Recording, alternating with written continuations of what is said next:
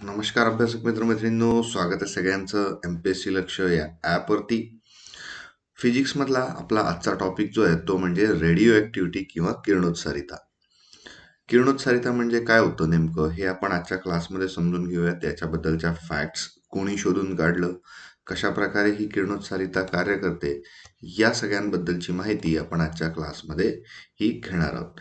किरणोत्सारिता एक महत्त्वाचा टॉपिक आहे. प्रश्न जवळपास सर्व परीक्षांमध्ये किरणोत्सारितावरती प्रश्न येतात. तर किरणोत्सारिता म्हणजे किंवा रेडिओ ॲक्टिव्हिटी म्हणजे नेमकं काय? प्रत्येकच जो मूलद्रव्य आहे किंवा प्रत्येक मटेरियल आहे यातनं किरणोत्सारिता होते का किंवा काही विशिष्ट गरज असते का, हे आपण आज समजून घेण्याचा प्रयत्न करूया. तर याचा शोध किंवा हे कशा प्रकारे लागलं पहिले हे समजून घेणं गरजेचं आहे. हेनरी बेक्वेरल, शास्त्रज्ञाचं नाव हेनरी बेक्वेरल, यांनी काय केलं, युरेनियमच्या पिच ब्लेड या संयुगाचं ते संशोधन करत होते. युरेनियमचं एक पिंच ब्लेड नावाचं संयुग आहे, त्याच्यावरती संशोधन चालू होतं आणि त्यांनी ते एका त्यांच्या ड्रॉवरमध्ये टेबलवरती ठेवलं होतं. त्यांनी ड्रॉवरमध्ये फोटोग्राफीच्या न वापरलेल्या काचा एका कीबोर्डच्या डब्यामध्ये ठेवल्या होत्या आणि त्याच्यावरती एक चाबी जी आहे ही पडलेली होती, किल्ली जी आहे ती पडलेली होती. त्यावर यांनी ही युरेनियमची संयुग ठेवली आणि ती तिथे तशीच राहिली. म्हणजे त्यांचं लक्ष राहिलं नाही की त्यांनी ते तिथेच जी संयुग होती तशीच ठेवली. काही दिवसानंतर त्यांनी हे जे संयुग जे आहे उचललं आणि त्या ज्या काचा होत्या कशाच्या, ज्या फोटोग्राफीच्या ज्या फिल्म्स होत्या, या फोटोग्राफीच्या फिल्म्स त्यांनी उचलल्या आणि त्याला त्यांनी काय केलं, ॲक्टिवेट केलं, धुतल्या. त्याला तसं आढळून आलं की की ह्या ज्या काचा होत्या याच्यावरती या कीचा किंवा या किल्लीचा आकार जो आहे हा धुरकटलेला होता आणि त्यावरती किल्लीचा आकार दिसून येतो. म्हणजे जी प्लेन फ्रेम होती, या प्लेन फ्रेमवरती त्यांना जी चावी होती या चावीचा आकार जो आहे तो दिसून आला. म्हणजे जेव्हा त्यांनी काहीही न करता या फोटोग्राफीच्या फिल्म ज्या होत्या त्या एक्सपोज न करता सुद्धा त्यावरती चाबीचा आकार जो आहे हा डेव्हलप झाला होता. मग त्यावरनं त्यांच्या असं लक्षात आलं की अंधारातही हा प्रकाश घडून आल्यानं बेक्वेरेल यांनी असा निष्कर्ष काढला की पदार्थांना भेदून जाणाऱ्या क्ष किरणासारख्या किरणांचा उत्सर्ग ही युरेनियमची संयुग करतात. क्ष किरण मीन्स एक्स रेज. त्याला नाव काय द्यायचं तर एक्स रे असं नाव दिलं.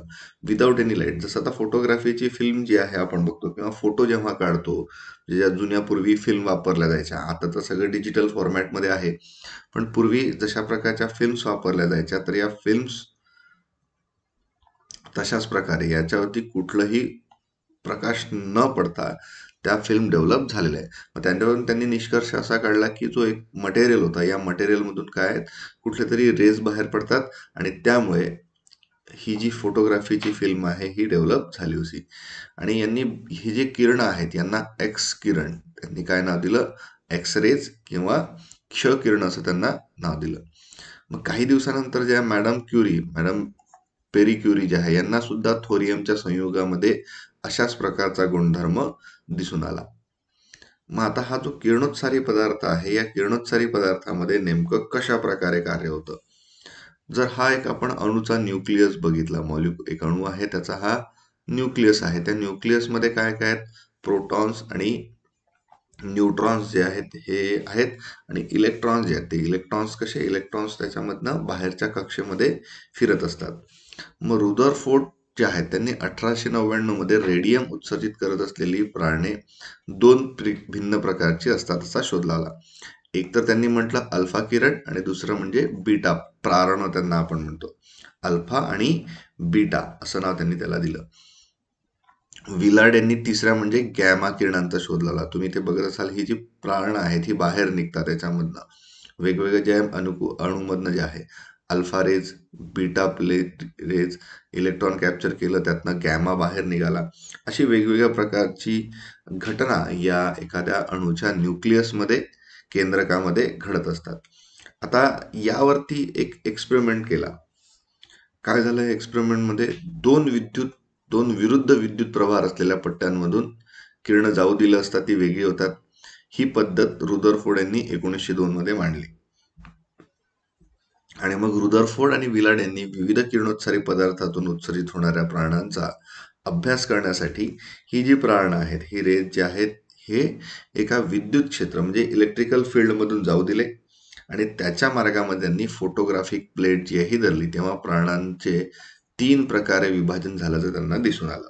म्हणजे ही जी आहे नंतर अल्फा, बीटा आणि गॅमा रेज जसं आपण बघतो अशा प्रकारची अल्फा, बीटा आणि गॅमा रेज याच्यामधनं बाहेर निघालेले आपल्याला दिसून येतात.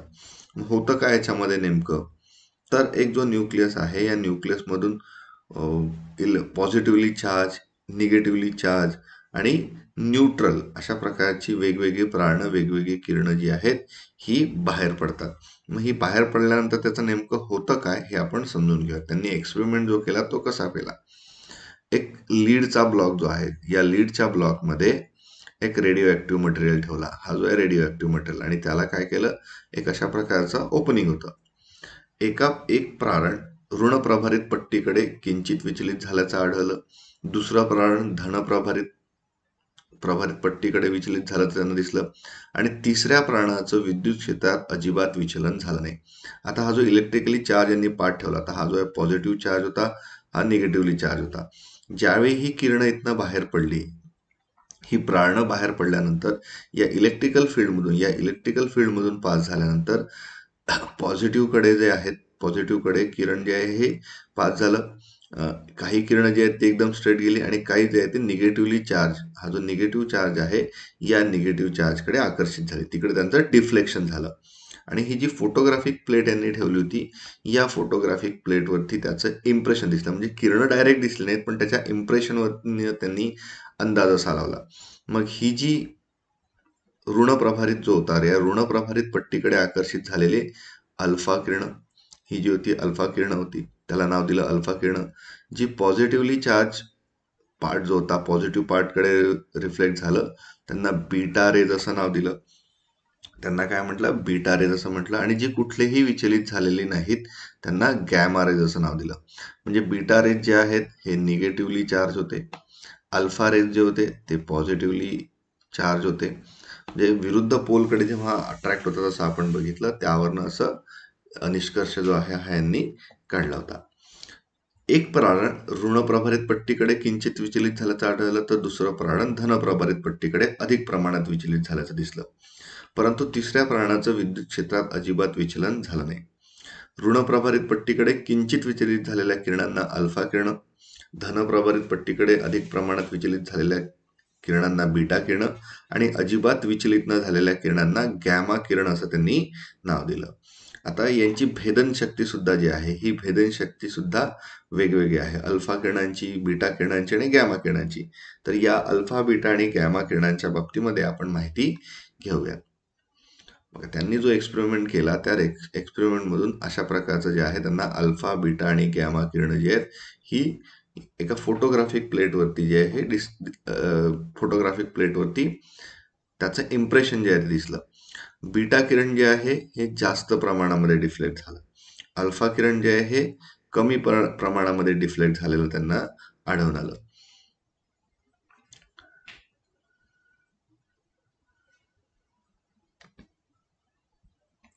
तर याच्यामध्ये अर्नेस्ट रुदरफोर्ड यांचा रोल जो आहे हा खूप महत्वाचा आहे. रुदरफोर्ड जे होते ते पदार्थ विज्ञान शास्त्रज्ञाने, म्हणजे फिजिक्सचे शास्त्रज्ञ होते. जे थॉम्सन यांच्या मार्गदर्शनाखाली कॅव्हेंडिश यांच्या प्रयोगशाळेत कॅनडातील मॅकगिल विद्यापीठामध्ये किरणोत्सारावर संशोधन केलं. अल्फा किरणांचा मारा करून त्यांनी नायट्रोजन अणू विभागून दाखवलं. आणि यामुळे काय झालं, रेडिओ ऍक्टिव्हिटी जे क्षेत्र होतं, फिजिक्सचं जे क्षेत्र होतं, या पदार्थ विज्ञान क्षेत्रामध्ये नवीन युग सुरू झालं असं म्हटलं जातं. आता जो रेडिओ ऍक्टिव्हिटीचा पार्ट होतो हा फिजिक्स आणि केमिस्ट्री या दोन्ही ठिकाणी आपल्याला कन्सिडर करता येतं. तर जे भौतिक रसायनशास्त्र आहे, फिजिकल केमिस्ट्री, या फिजिकल केमिस्ट्रीमध्ये पदार्थाच्या भौतिक गुणधर्मांचा, वैशिष्ट्यांचा अभ्यास केला जातो. पदार्थांची अवस्था, वस्तुमान, आकारमान, घनता, उष्णतेचा परिणाम, उत्कलन बिंदू, गोठण बिंदू, बाष्पीभवन, दाब या घटकांचा अभ्यास करताना त्याच्या ज्या फिजिकल प्रॉपर्टीज आहेत, जसं चकाकी आहे, वर्धनीयता आहे, तन्यता, उष्णता वाहन, या सर्व गोष्टींचा सुद्धा अभ्यास केला जातो. त्याला फिजिकल केमिस्ट्री असं आपण म्हणतो. आपण जेव्हा केमिस्ट्रीचं वर्गीकरण बघतो तर organic chemistry, inorganic chemistry, physical chemistry असं त्याचं वर्गीकरण केलं जातं. ऑर्गॅनिक केमिस्ट्री म्हणजे मेनली कार्बन आणि कार्बनची संयुगांचा ज्याच्यामध्ये अभ्यास होतो त्याला आपण ऑर्गॅनिक केमिस्ट्री असं म्हणतो. जे इनऑर्गॅनिक केमिस्ट्री आहे, या इनऑर्गॅनिक केमिस्ट्रीमध्ये धातू, अधातू, आम्ल, आम्लारी, म्हणजे ऍसिड, अल्कली जे आहे या दृष्टीने असेंद्रिय द्रव्यांचा अभ्यास केला जातो. आणि जी ऑर्गॅनिक केमिस्ट्री आहे, या ऑर्गॅनिक केमिस्ट्रीमध्ये काय होतं, मेनली कार्बन संयुगाचा अभ्यास. कार्बनचे एवढे स्वरूप आहेत, एवढे रूप आहेत, किंवा कार्बन पासून तयार होणारे एवढ्या जास्त प्रकारचे घटक आहेत की त्याचा एक वेगळाच अभ्यास केला जातो. म्हणून कार्बनी संयुगाचं रसायनशास्त्र जे आहे त्याला म्हटलं जातं मूळ, संतृप्त आणि असंतृप्त हायड्रोकार्बन, त्याचे वेगवेगळे बॉन्ड्स, मालिका बंधन शृंखला, समजातीय श्रेणी यांचा अभ्यास ऑर्गॅनिक केमिस्ट्रीमध्ये केला जातो. आता ज्यावेळी आपण रेडिओ ऍक्टिव्ह बद्दल चर्चा करतो तर नेमकं रेडिओ ऍक्टिव्हिटी म्हणजे काय? मूलद्रव्यांनी स्वतःहून अदृश्य किरण बाहेर टाकणं, त्यालाच किरणोत्सार असं म्हटलं जातं. आता याच्यामध्ये जी महत्वाची नावं आहेत, एक तर हेनरी बेक्वेरेल, मेरी क्युरी आणि त्यांचे पती जे होते ते म्हणजे पेरी क्युरी. यांनी जे आहे रेडिओ ऍक्टिव्हच्या क्षेत्रामध्ये खूप मोठं संशोधन असं केलेलं आहे. मेरी क्युरी आणि पेरी क्युरी जे आहेत यांना त्यामुळे नोबेल पारितोषिकाने सुद्धा सन्मानित करण्यात आलेलं आहे. आता हे शोध कोणी कोणी लावले? किरणोत्सारीतेचा शोध जो आहे तो पहिले हेनरी बेक्वेरेल यांनी. किरणोत्सारी माध्यमातून 3 प्रकारची कणप्रारणं उत्सर्जित होतात. पहिलं म्हणजे अल्फा कण, ऋणपट्टीकडे आकर्षित होतात आणि हे पॉझिटिव्हली चार्ज असतात, अल्फा कण. बीटा कण म्हणजे काय? घनपट्टीकडे आकर्षित होतात, निगेटिव्हली चार्ज असतात. आणि अल्फा कण म्हणजे गॅमा कण, हे कुठल्याच दृष्टीने कुठल्याच चार्ज नसतात, उदासीन असतात, त्यामुळे कुठल्याच चार्जकडे आकर्षित होत नाही. तर ही 3 महत्वाची किरणं आहेत. अशा प्रकारे जे आहे आपल्याला एखाद्या रेडिओ ऍक्टिव्ह भागामधनं मॅग्नेटिक फील्डमध्ये जरी आपण बघितलं तर या मॅग्नेटिक फील्डमध्ये यांचं डिफ्लेक्शन जे आहे ते वेगवेगळ्या प्रकारे आपल्याला दिसून येईल.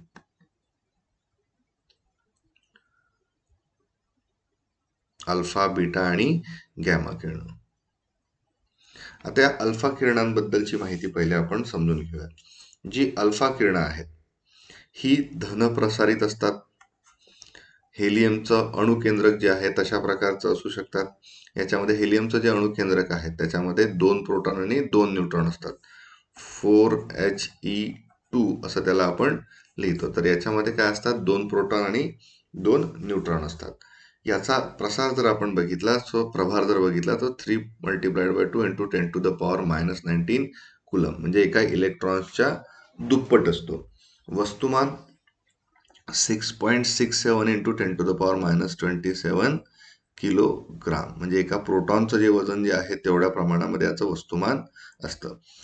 याचा वेग जर आपण बघितला तर हा वेग जो आहे प्रकाशाच्या 100 टाइम्स, म्हणजे प्रकाशाच्या वेगापेक्षा 100 पट जो आहे हा कमी, 100 times of speed of light. जर आपण अल्फा, बीटा आणि गॅमा किरणांबद्दलचं कंपॅरिझन जर केलं तर भेदनशक्ती जी आहे ही अल्फा कणांची सर्वात कमी आहे. बीटा किरणांची जास्त आणि गॅमा किरणांची जी आहे ही सर्वात जास्त भेदनशक्ती असते. म्हणजे कशा प्रकारे असते ते पण आपण त्या एक्सपेरिमेंटनुसार बघूयात. याची आयनन शक्ती जी आहे ती सर्वात जास्त, आयन तयार करण्याची जी प्रॉपर्टी आहे, कारण की हा पॉझिटिव्हली चार्ज आहे, धन प्रसारित आहे, त्यामुळे एखादा आयन तयार करण्याची शक्ती या अल्फा किरणांमध्ये सर्वात जास्त आहे, जी की गॅमा किरणांच्या 10,000 पट वर आहे. याचं वस्तुमान 4 AMU, 4 ॲटॉमिक मास युनिट. AMUचा अर्थ ऑटोमिक मास युनिट. आता हे ज्यावेळी अल्फा किरणं जे आहेत, अल्फा कण किंवा किरण जे आहेत हे सजीव पेशींवरती पडतात तर सजीव पेशी त्याच्यामुळे नष्ट होतात. आणि याचं विचलन जे आहे विद्युत चुंबकीय किंवा ऋण विद्युत क्षेत्रामध्ये याचं विचलन झालेलं आपल्याला दिसून येतं. म्हणजे निगेटिव्हली चार्ज जर ते एखादा असेल तर त्याकडे जी आहे ही अल्फा किरणं डिफ्लेक्ट झालेली आपल्याला त्याच्यामधनं पास झाल्या असतात, ती अल्फा किरणं डिफ्लेक्ट होतात. दुसरं म्हणजे बीटा किरणं. बीटा किरणं जी आहेत ही ऋण प्रसारित असतात, म्हणजेच त्यांना इलेक्ट्रॉन असं आपण म्हणतो. प्रसार जर आपण बघितला तो 1.6 × 10⁻⁻19 निगेटिव्हली चार्ज इतका कुलम हा असतो. वस्तुमान जर आपण बघितलं 9.1 × 10⁻⁻30 1 किलोग्राम म्हणजे इलेक्ट्रॉन इतकं. इथे जसं आपण बघितलं, हे जे आहे हे प्रोटॉनच्या एवढं असतं वस्तुमान जे आहे. याचं वस्तुमान जर आपण बघितलं बीटा किरणांचं, तर एका इलेक्ट्रॉन एवढं. वेग जो आहे तो प्रकाशाच्या जवळपास 99% असतो. 99% ऑफ स्पीड ऑफ लाईट. भेदन शक्ती जवळपास 1 सेंटीमीटरची जाडी जो आहे भेटू शकतो. याची भेदन शक्ती जी आहे ती अल्फा किरणांपेक्षा जास्त, पण गॅमा किरणांपेक्षा कमी. अपनन शक्ती जी आहे ती अल्फापेक्षा कमी, पण गॅमापेक्षा 100 पट जास्त असते. आणि वस्तुमान जर आपण याचं बघितलं तर 1 AMU 1 ॲटॉमिक मास युनिट. विद्युत चुंबकीय क्षेत्र आणि घन जे आहे, विद्युत चुंबकीय क्षेत्र आणि घन जे आहेत या जे असतं ते निगेटिव्हली चार्ज आहे. हा कसा आहे? Negatively charge. आणि विद्युत क्षेत्रामध्ये याचं विचलन होतं. विद्युत क्षेत्रामध्ये पॉझिटिव्ह पार्ट जो आहे, या पॉझिटिव्ह पार्टकडे हे विचलित झालेले आपल्याला दिसून येतात. गॅमा किरण. गॅमा किरणांमध्ये ही कुठल्याच प्रकारचा चार्ज नसतो, उदासीन. नावाप्रमाणेच हे गॅमा किरण जे आहेत ती न्यूट्रल, दीज आर न्यूट्रल. याच्यामध्ये कोणताही प्रसार होत नाही, वस्तुमान नाही. वेग जो आहे प्रकाश एवढा, म्हणजे 3 × 10⁸ मीटर पर सेकंड. 3 × 10⁸ मीटर पर सेकंड. भेदन शक्ती जी आहे ही सर्वात जास्त. शिशाचा जाड ठोकळा सुद्धा जे आहेत ही गॅमा किरणं जी आहेत ही गॅमा किरणं भेदू शकतात.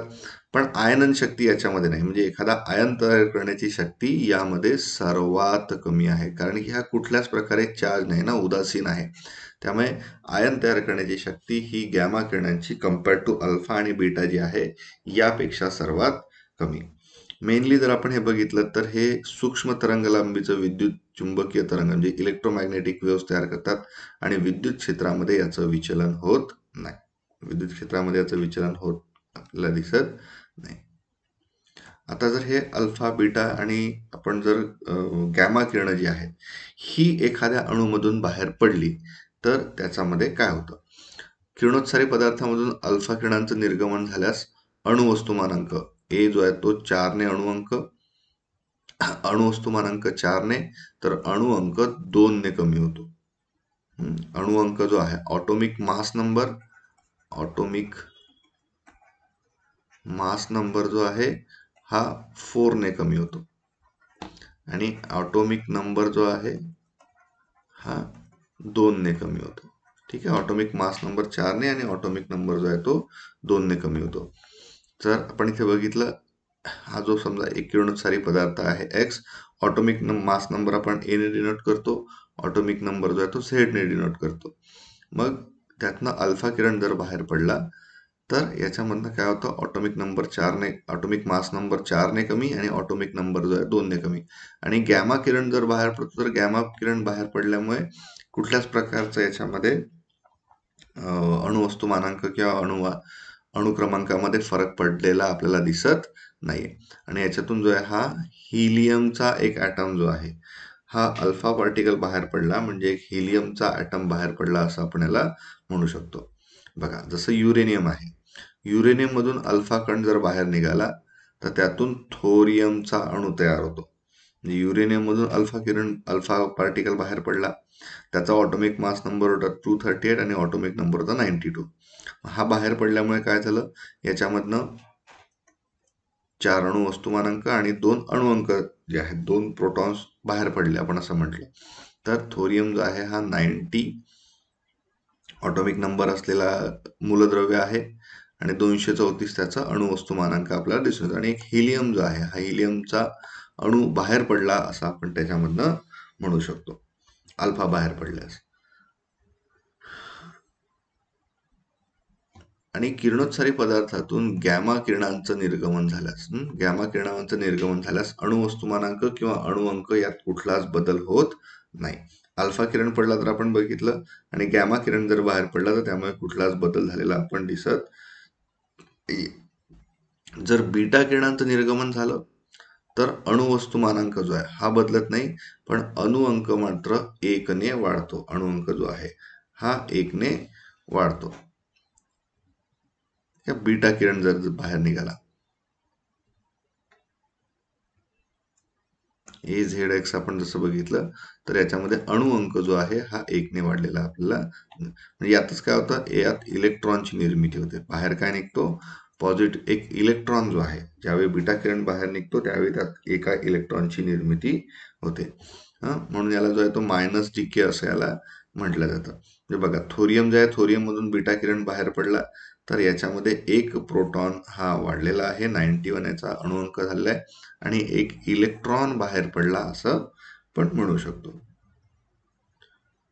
ज्यावेळी पॉझिट्रॉनचं निर्गमन होतं तेव्हा अणुअंक 1 ने कमी होतो. पॉझिट्रॉन ज्यावेळी बाहेर पडतो म्हणजे समजा हा सोडियम आहे, सोडियम मधून एक बीटा क्रमांकाने एक पॉझिटिव्ह चार्ज बाहेर पडला, त्यावेळी बीटाचा प्लस डीके झालेला असं आपण म्हणतो. म्हणजे अणुअंक जो आहे हा पॉझिट्रॉन बाहेर पडल्यामुळे, म्हणजे एक प्रोटॉनने एक इलेक्ट्रॉन बाहेर पडल्यामुळे इथे काय झालं, त्याचा अणुअंक जो आहे अणुअंक 1 ने कमी झालेला आहे. Cathode rays, this is one of the important संशोधन ज्याला आपण म्हणू शकतो. आता हे कॅथोड रे नाव दिलं हे गोल्डस्टोन यांनी. कॅथोड किरण जे आहेत हे एका किरण नलिकेपासून मिळतात. कॅथोडच्या समोरील भाग त्यामुळे निर्माण झालेल्या नलिकेमुळे चमकतो आणि कॅथोडची किरणं निर्माण होतात. कॅथोडच्या पृष्ठभागाशी ही जी आहेत नेहमी लंबरूप असतात आणि कॅथोड रेज जे आहेत एका सरळ रेषेमध्ये मार्गक्रमण करतात. धातूच्या पातळ पत्र्यातून आरपार जाऊ शकतात आणि याच्यामुळे जे मेकॅनिकल फोर्स आहे, यांत्रिक बल निर्माण होतं आणि विद्युत व चुंबकीय क्षेत्रामध्ये या कॅथोड रेचं विचलन झालेलं आपल्याला दिसून येतात. आणि हे किरण एखाद्या पदार्थावरती पडलं तर ते चमकतात, त्याला प्रतिदीप्ती असं आपण म्हणतो. तर ही कॅथोड रे जे आहे, CRT मॉनिटर जे आहे, कॅथोड रे ट्यूबच्या माध्यमातून CRT मॉनिटर, आता याचा उपयोग फार कमी होतो. पूर्वीचे जर तुम्ही बघितले असेल कॅथोड रे चा उपयोग हा जुने जे मोठमोठे मॉनिटर्स होते त्याच्यामध्ये केला जायचा. त्याला कॅथोड रे मॉनिटर, टीव्हीच्या स्क्रीनमध्ये दूरचित्रवाणी नलिका ते आहे, किंवा कॅथोड रे ऑसिलोस्कोपमध्ये एक्स रेची निर्मिती करून वैद्यकीय क्षेत्रामध्ये याचा वापर होतात. आणि हे जे आहेत ते निगेटिव्हली चार्ज असतात. वायूचं आयनीभवन, वायू जे आहे त्याला आयोनायझेशन व गॅसेसचं आयोनायझेशन करण्याची शक्ती या कॅथोड रेजमध्ये आहे. एक्स रेज, रेडिओ ऍक्टिव्ह मध्ये मानवाच्या उपयोगासाठी केलेला हा सगळ्यात मोठं संशोधन आपण म्हणू शकतो, एक्स रेजचं जे आहे. अजूनही एक्स रेजचा वापर होतो, जसं आता नवीन टेक्नॉलॉजी आल्या तरी सुद्धा एक्स रेचा उपयोग जो आहे हा भरपूर जास्त प्रमाणामध्ये होतो. तसं बघता एक्स रेचं जे जास्त एक्सपोजर जे आहेत ते न घेणं चांगलं असतं. परंतु ज्यावेळी गरज आहे मेडिकल क्षेत्रामध्ये वेगवेगळ्या गोष्टींचं आयडेंटिफिकेशन किंवा डिटेक्शन करायचं असेल त्यावेळी एक्स रेज हे उपयोगी असतात. हे जे एक प्रकारचे विद्युत चुंबकीय तरंग आहेत, इलेक्ट्रोमॅग्नेटिक वेव्ज आहेत. X rays are electromagnetic waves. शोध कोणी लावला? रॉन्टजेन यांनी. आणि यांनी जे भौतिकशास्त्राचं पहिलं तरंग लांबी असलेलं 1901 मध्ये जे आहे तरंग लांबी असलेलं संशोधन त्यांनी केलं. याची जी वेवलेंथ आहे, तरंग लांबी जी आहे ती अतिशय कमी आहे, 5 × 10⁻⁸ to 5 × 10⁻⁵ मीटर. टंगस्टन धातूवरती इलेक्ट्रॉन आदळल्यास हे तयार होतात. एक्सरेज टंगस्टन धातू जे आहे त्याच्यावरती त्वरणीय इलेक्ट्रॉन आदळल्यास हे तयार होतात. सरळ रेषेत मार्गक्रमण करतात. याचं परावर्तन आणि अपवर्तन, रिफ्लेक्शन आणि रिफ्रॅक्शन सुद्धा होतो.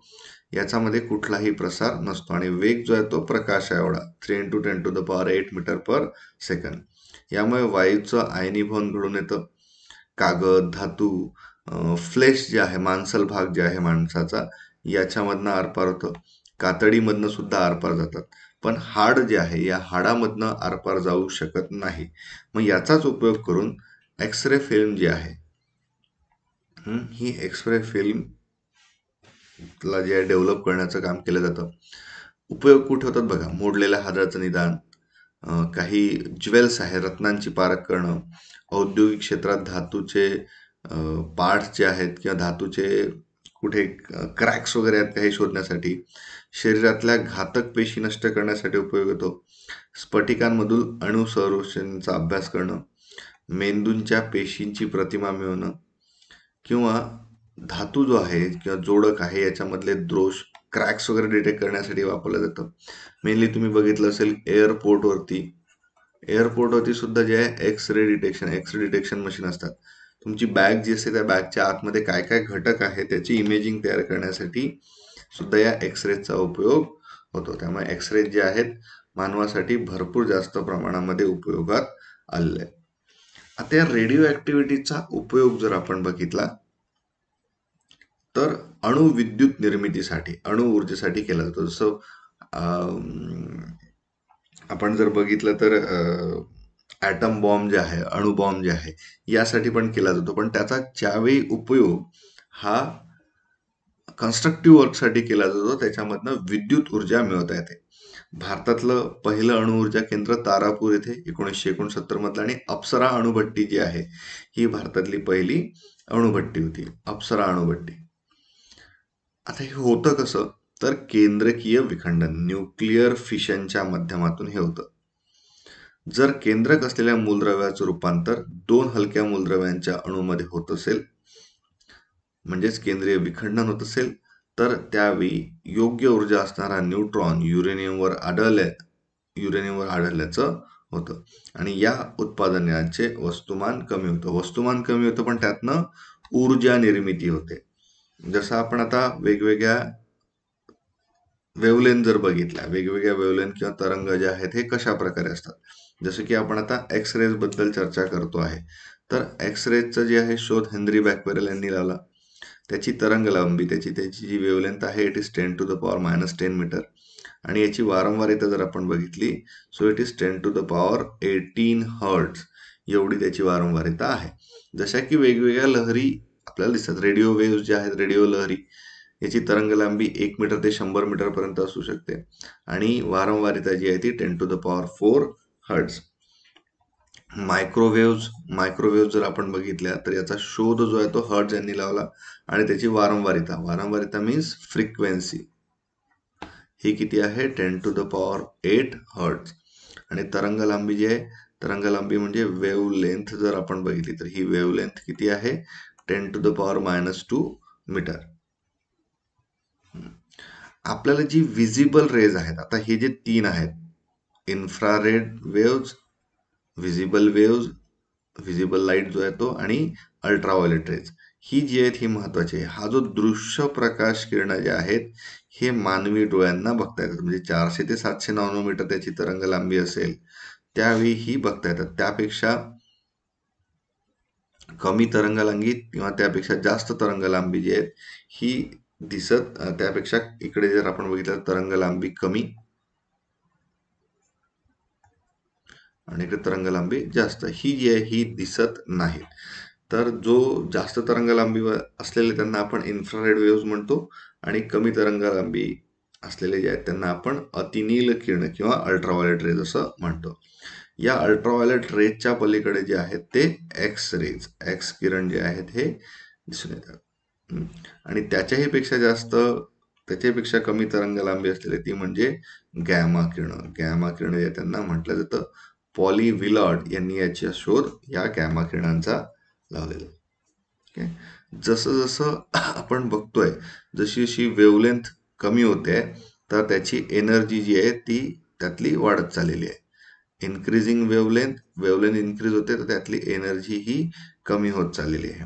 जो आपल्याला दृश्य प्रकाश आपण बघतो, हा जो लाईट आहे हा दृश्य प्रकाशाचा वेवलेंथ असलेला पार्ट आहे.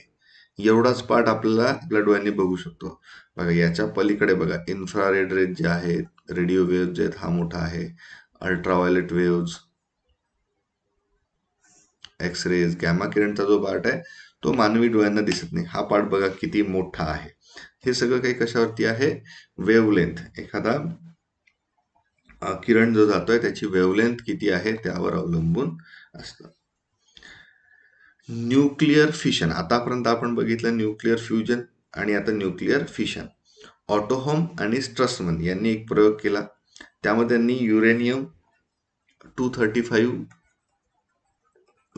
92 जे होतं याच्या केंद्रकावरती त्यांनी न्यूट्रॉनचा मारा केला.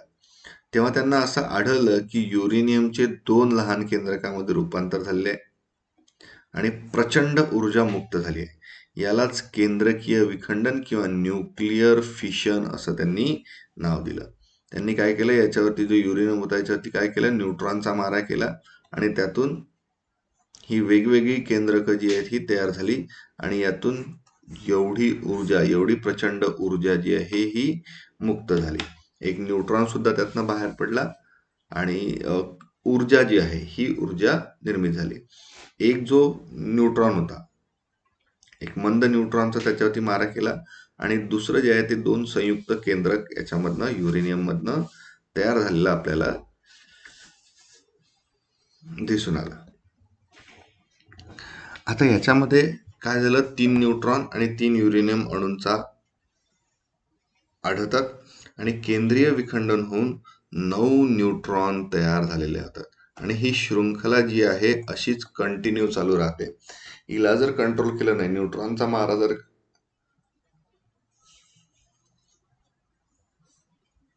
कंट्रोल केला नाही तर ही जी आहे ही शृंखला अशीच चालू राहते, म्हणून याला चेन रिॲक्शन असं म्हटलं जातं. आणि ही जर अभिक्रिया नियंत्रित केली नाही तर अति जास्त ऊर्जा निर्माण होऊन स्फोट होऊ शकतो. याचाच वापर अणुबॉम्ब, ॲटम बॉम्ब तयार करण्यासाठी केला जातो. ही जी चेन रिॲक्शन तयार होते, या चेन रिॲक्शन मध्ये काय होतं, ट्रिमेंडस प्रमाणामध्ये, खूप जास्त प्रमाणामध्ये ऊर्जेची निर्मिती होते आणि या ऊर्जेच्या निर्मितीमध्ये अणुबॉम्ब जो आहे, अणुबॉम्बसाठी या प्रकारचं तंत्रज्ञान वापरलं जातं. न्यूक्लिअर फ्युजन, केंद्रकीय सम्मिलन. फिशन मध्ये काय झालं, तो तुकडे झाले होते आणि फिशन मध्ये काय होणार आहे, आता फिशन म्हणजे जोडणं, सम्मिलन तिथे केलं जातं. दोन हलकी आणि कमी वस्तुमान असणारी केंद्रक एकत्र येऊन एक जड केंद्रक, ज्याचं वस्तुमान जास्त आहे, तयार होतं आणि यातून सुद्धा प्रचंड ऊर्जा मुक्त होते. या प्रक्रियेला केंद्रकीय सम्मिलन असं म्हटलं जातं. जसं काय होतं, दोन हायड्रोजनचे अणू जे आहेत, हे दोन हायड्रोजनचे अणू एकत्र होऊन एक हिलियमचा अणू तयार होतो आणि त्यातून ऊर्जा जी आहे ही ऊर्जा बाहेर पडते. हेच कुठे होतं, न्यूक्लिअर फ्युजन कुठे होतं, सूर्याचं जर केंद्रक आपण बघितलं तर सूर्याच्या केंद्रकामध्ये या प्रकारची प्रक्रिया झालेली आपल्याला दिसून येते. ड्यूटेरियम आणि ट्रिटियम जर एकत्र आले तर त्यातून फ्युजन होऊन काय होतं, हिलियम, एक न्यूट्रॉन आणि प्रचंड ऊर्जा हे बाहेर पडतात. ड्यूटेरियम जे आहे म्हणजे हायड्रोजनचे दोन अणू, जे हायड्रोजनचे दोन अणू एकत्र आल्यामुळे काय झालं, एक केंद्रक तयार झालं हिलियमचं, हिलियम तयार झाला आणि न्यूट्रॉन जो आहे, न्यूट्रॉन आणि ऊर्जा यातनं बाहेर पडली.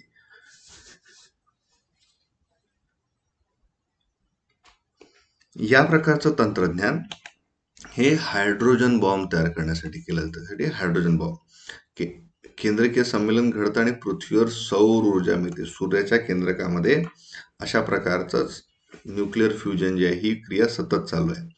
हायड्रोजन बॉम्ब बनवताना संमेलनासाठी लागणारं तापमान मिळवण्यासाठी प्रथम अणुबॉम्बचा म्हणजे केंद्रीय विखंडनाचा स्फोट केला जातो. त्याच्यामुळे काय होतं, तिथे उच्च तापमान तयार होतं आणि त्यातून नंतर मग ही चेन रिॲक्शन कंटिन्यू चालू असतं आणि नंतर केंद्रकीय संमेलनाद्वारे हायड्रोजन बॉम्बचा पुढचा स्फोट घडतो. म्हणजे हायड्रोजन बॉम्बचा स्फोट करायचा असेल तर पहिले ॲटम बॉम्बचा स्फोट जो आहे हा केला जावा लागतो. आता ही जी आहे ही कंट्रोल करणं खूप गरजेचं आहे. ही जी चेन रिॲक्शन आहे, एखादं जर अणुभट्टी असेल किंवा न्यूक्लिअर रिॲक्टर असेल तर ह्या न्यूक्लिअर रिॲक्टरमध्ये काही गोष्टी ज्या आहेत त्या आवश्यक असतात. जसं मॉडरेटर, अणुभट्टीमध्ये न्यूट्रॉनचा वेग कमी करण्यासाठी मॉडरेटर वापरलं जातं, जसं की ग्राफाईट, बेरिलियम, बोरिलियम जे आहे, बेरिलियम ऑक्साईड जे आहे, हे बेरिलियम ऑक्साईड यासारखी द्रव्य वापरले जातात. D2O ज्याला आपण हेवी वॉटर असं म्हणतो, हे जे हेवी वॉटर जे आहे, मॉडरेटर म्हणून याला उपयोग अणुभट्ट्यांमध्ये जास्त प्रमाणामध्ये केलं जातं. तसंच अणुभट्टीमध्ये तापमान जे आहे ते खूप जास्त प्रमाणामध्ये होतं. मग हे अणुभट्टीचं तापमान कमी करण्यासाठी कूलंट वापरलं जातं, जसं की वाफ, हेलियम, कार्बन डायऑक्साईड यांचा ॲज अ कूलंट म्हणून वापर होतो. कंट्रोल रॉड, अणुभट्टीमध्ये जादा न्यूट्रॉनचं शोषण करून करून शृंखला वापरल्या जातात. जसं कॅडमियम बोरॉनच्या कांड्या ज्या आहेत हे एक्स्ट्रा न्यूट्रॉन ॲब्सॉर्ब करण्यासाठी कंट्रोल रॉड म्हणून त्यांचा वापर केला जातो. सो अशा प्रकारे जे आहे आपण रेडिओ ॲक्टिव्हिटीचा पार्ट जो आहे तो कव्हर केलेला आहे. रेडिओ ॲक्टिव्हिटीमध्ये काही प्रकारचे जर उदाहरणं असतील तर ते उदाहरणं आपण प्रॉब्लेम जे आहेत जसं मी तुम्हाला बोललेलो की प्रॉब्लेम्स जे आहेत ते सगळे आपण कव्हर करणार आहोत फिजिक्समधले. 1 ते 2 पार्टमध्ये आपला सगळा फिजिक्सचा पार्ट कव्हर होईल आणि बाकीचे सुद्धा जे आहेत तुम्हाला क्लासेस त्याच्यामध्ये मिळतील. CDPOचे क्लासेस सुद्धा तुमचे रेग्युलरली आता चालू होणार आहेत. तर थोडंसं ॲक्टिव्हिटी चालू होत्या त्या ॲक्टिव्हिटीजमध्ये वेळ उपलब्ध नसल्यामुळे क्लासेस होऊ शकणार नाही, पण तुमचा सिलेबस हा पूर्णपणे कव्हर होणार आहे. So meet you again. Bye bye. Have a good day and best of luck.